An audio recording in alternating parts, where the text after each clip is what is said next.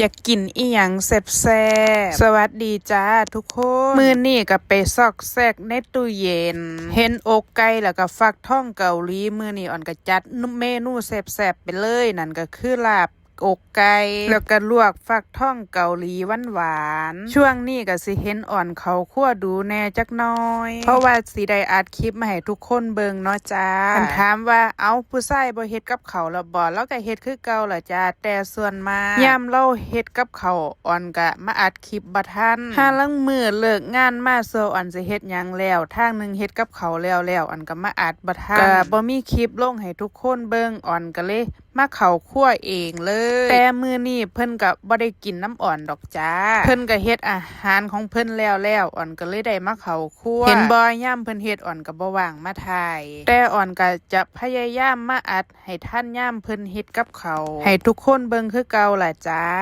เว้าไปเว้ามาลาบไก่อ่อนก็เสร็จพอดีอ่อนขอตัวไปกินข้าวก่อนเด้อจ้าจังใดอ่อนก็ฝากกดไลค์กดแชร์กดติดตามอ่อนแน่เด้อจ้าคลิปนี้อ่อนก็เอาไว้ซ้ำนี่ล่ะบ๊ายบาย